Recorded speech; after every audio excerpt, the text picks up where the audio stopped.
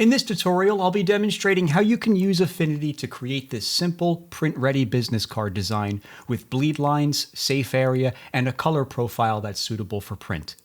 So we'll start off by opening a new document. I'm going to go to File and select New, and I'm going to come over here to the right-hand side, and I want to size my document in inches. Now, the US standard size for a business card is 3.5 inches wide by 2 inches high. So I'm going to input those values. And I'm going to change the DPI to 300, which is standard for print. And then I'm going to come down here to where it says color format. I'm going to change that from RGB to CMYK. And this is important because the CMYK color format only uses colors that can be reproduced with ink. So whatever you see on your screen is exactly how it'll look once it's printed. If you use something like RGB, you're going to use colors that are out of gamut, and it's going to look muddy once printed. So go ahead and select CMYK. And for the color profile, if your print service specifies a color profile, you can choose it from this list. Otherwise, you could just use the default, which is Swap V2. Now I'm going to come down here to where it says margins, and I'm going to enable that. The margin is the safe area on the inside of the business card design to ensure that the design elements don't go too close to the edge and get trimmed off after it's printed. So the margin we're going to use is 1/4 inch for each dimension, but they have you set this up by side. So we're going to divide that in half. So that would be 0.125 inches. And if you apply that, it should apply it to all of the other sides as well. And then I'll come down here to the bleed. And the bleed, we're going to do the same thing, 1/4 inch, but we're going to have to input it by side. So I'm going to type in 0.125.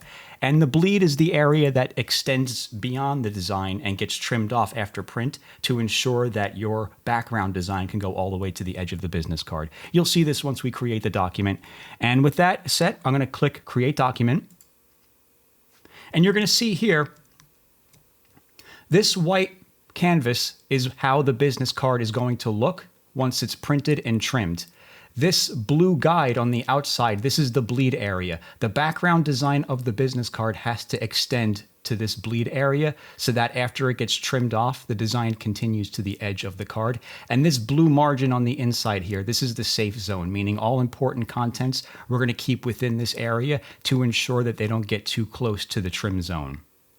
So let me enable snapping, and I'm going to grab the rectangle tool, and I'm going to draw a rectangle. I'm going to snap to the top left corner of the bleed area, and I'm going to draw a rectangle going over the entire bleed area, and I'm going to snap that to the bottom right. And this is going to represent the background of the design. I'm going to make this white.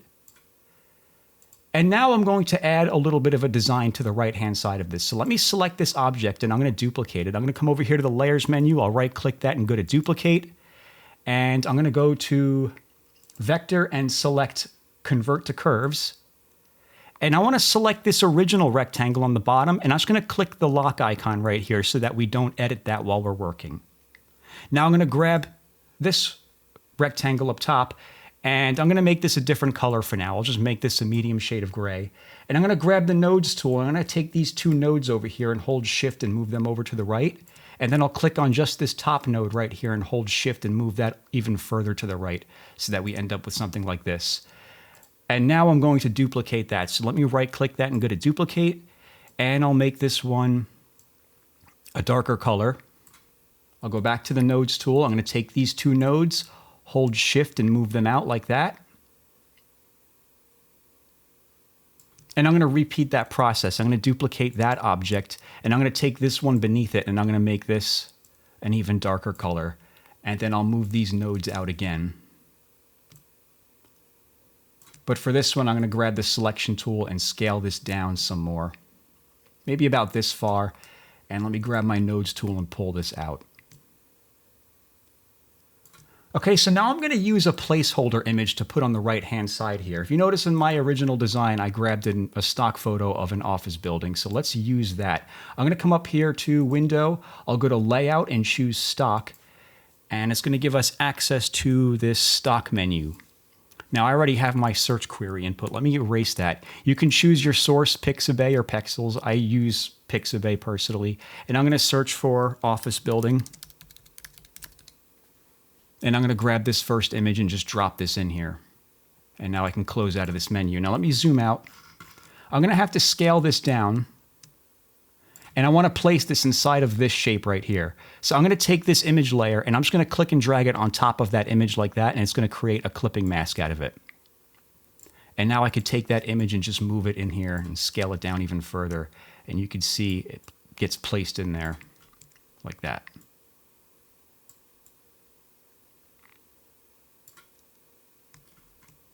I'm going to move that down a little bit.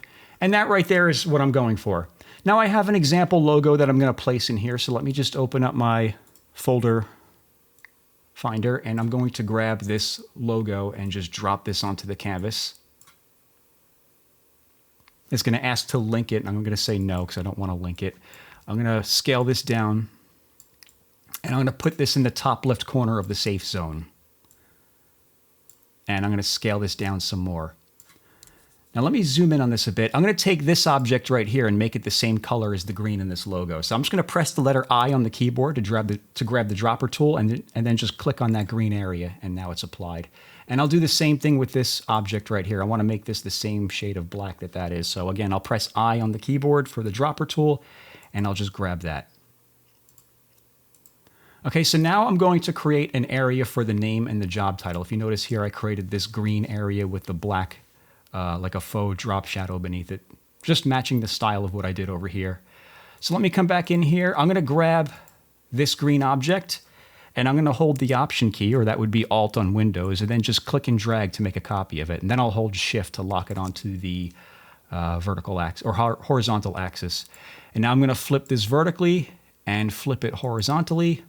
Then I'm going to scale this down and hold Shift and put this over here, all the way to the left edge. And I'll grab the nodes tool, hold Shift to move these nodes out like that. And I may have to scale this down some more. And then pull that out some more, again, holding Shift while we do that. And now I'm just going to put the name and job title in here. So let me grab the text tool, and I'm going to temporarily turn off snapping. I'm going to click and drag just to write some text. And I'll use a placeholder name.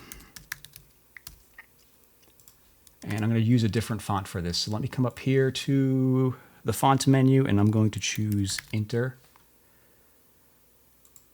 And I'll go with something like extra bold, and I'll make that text white. And then I can scale that down a little bit. And now I could take this text and put it on snap it to the edge of the safe area. So let me turn snapping back on. There we go. Let me make that a little smaller. And now I'm going to put the job title underneath it. So I'm just going to make a duplicate copy of this text. I'm going to hold Option and click and drag, and then just click and drag that down like that to make a copy. I'll scale that down. Go back to the text tool and select all this text. And for the job title, I'll use all caps and write Vice President. And now I'm going to select all of that text, and I want to put some spacing between the letters. So I'm going to hold the Option key and just press the right arrow a bunch of times. Or that would be the Alt key if you're a Windows user. And I can scale that down. Okay, that's looking pretty good. I'm going to scale this down as well so that fits in there better. And let me move this whole thing down, as a matter of fact. And I'm going to take just this green object right here. I'm going to hold Option, click and drag. And I'll make this, again, back to the dropper tool, I on the keyboard. There we go. And then I'm going to lower this beneath the other objects. So I'm just going to click and drag that beneath the layer like that. And I'll scale this down. Let me turn off snapping. Move this up. And that right there is what I'm going for. Okay, let me make the logo a little bigger now. And now I'm going to create another line of text down here just for contact information. So let me go back to my text tool. I'll just use some placeholder text here. The first line will be the address. I'll just write 100 street address. Then the next line will be the phone number. I'll just use 123 456 7890. And then I'll come down here, and for the email, I'll just use name@website.com. Now let me scale this down. Let me select all of the text, and I'm going to change that font to Inter. Same font we used before. I'll go with semi-bold.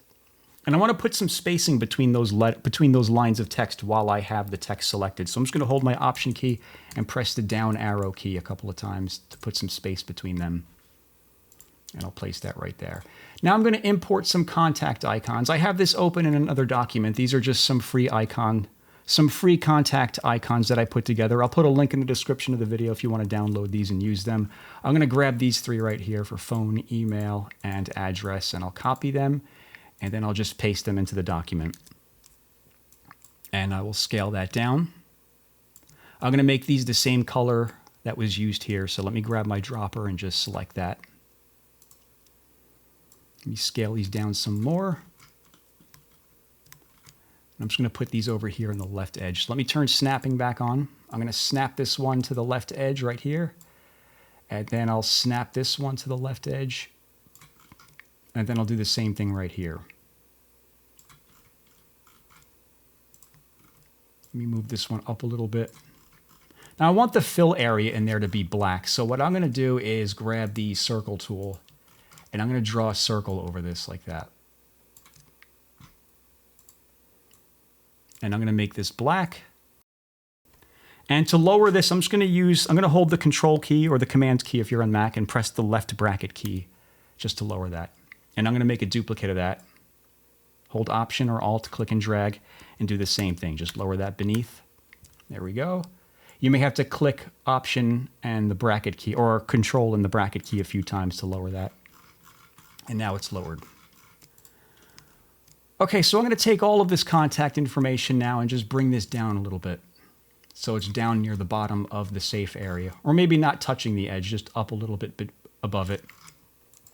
And then I'll make this a little bigger. And from here, you could just adjust the proportions if you want. I'm going to make, for example, I'm going to take this element and bring this out a little bit. And then I'll take this original element, grab the nodes tool, and I'll pull these nodes out like that. And I'll have to take the image and move that over to fill in that empty space that it created. Okay, so now that that's set, I'm going to add a QR code in the bottom right. This is entirely optional, but I'd like to include QR codes in here because they're really handy. I'm going to grab the Shapes tool and I'm going to come down here to the QR code option and I'm going to click and drag to create a QR code. And up here you can input the web address you'd like to use.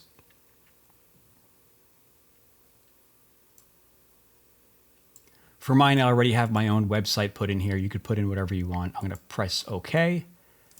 And now I'm going to create a rectangle behind that because you want the QR code to be black and you want a white rectangle or a white background behind it so that it's easy to scan. In fact, many print shops will reject a QR code if it's not black on a white background. I've had that experience personally. So one thing to keep in mind, let me center those up and I'll place this over here. And I'm going to make this a little bigger. And let me just snap this to the safe area. And now I can take just this white rectangle and round the corners of that. So let me go back to the rectangle tool. Okay, let me turn my context toolbar back on. And now I can take the corners of this and round it like that. And now I'm going to apply a drop shadow to this just to give it some separation from the background image. So I'll come over here to the Quick Effects menu and I'm going to choose Outer Shadow and I'm going to bring up the opacity of that and then I'm going to bring up the radius as well. There we go. And now I can just adjust that as needed. Okay, so now that the design is completed, we have to export it for print. You can export it two different ways, in a flattened JPEG or TIFF format, or in a PDF format. Let me show you each. Let's start off with JPEG. I'm going to come over here to File and go to Export and select Export. And I'm going to choose JPEG. I'm going to choose Best Quality. And then over here, the width and height should be set already. If we come down to here, quality should be 100. Pixel format, use document format, ICC profile, use document profile, embed ICC profiles, that's advised, I would keep that on. Now over here where it says include bleed, if you notice it's showing us what the business card looks like already trimmed. This is not good to send to a print shop because it doesn't have the bleed included. I'm going to turn on the bleed and you'll notice we now have that extra area in there. I'll have to make this a little bigger so you can see it. And there we go. Now we have the bleed included. And once all of that is set, we can click export and then just save this as whatever. I'm just going to write business card.jpg and click save. And now that's ready to go. Okay, so now let me show you how to save this as a PDF document, because for this, the settings are a little different. I'm going to come up here to File. I'll go to Export and choose Export. And I'm going to choose PDF. And I'm going to choose for print, which is the top option. And then over here at the top, we're going to export the whole document. As far as what to rasterize, we're going to rasterize unsupported properties. So that means anything that's an Affinity specific feature, like that quick effects that we use there. It's going to rasterize that so that the PDF document can be open and viewed in other applications. Raster DPI, we're going to leave that at 300. And for downsampling images, we're going to leave that enabled. That means if we have any images that are above the required DPI, for this example, it's 375. It'll just downsample it to that DPI, which is good for rasterized images. Allow JPEG compression. I'm going to leave that enabled. I'm going to bring this up to 100 because we want a high quality rendering here. Embed ICC profiles, leave that on. That's important. If we come down further, we have the ability to include bleed. We definitely want that. Let me turn that on. And then printer marks. If your print service requires printer marks, you can just turn that on and you can see we get all of these different printer marks here. We have the crop marks, the registration marks, the color palette, and everything. You can disable some of these. So for example, if you just wanted the crop marks, you can come in here and let's turn off the registration marks, the color bar, the page information, so that we're just left with the crop marks. For this demonstration, I'm going to turn this off. It's not needed. And once we're finished with everything, you can just click export and then save it however you'd like, and it'll be ready to go. If you found this lesson useful, be sure to check out my Affinity Masterclass. It's a collection of over 80 videos where we go over all of the tools and features in the Affinity app, and I explain what they are and demonstrate how they work. Kind of like how I did in this video. We even have a private community where you can ask questions, get help from me anytime you need it, and share your work to get feedback from the community. By the end of this course, you will have everything you need to become a master of the Affinity app. I'll have some information about that down below if you want to check that out. And as always, thanks for watching.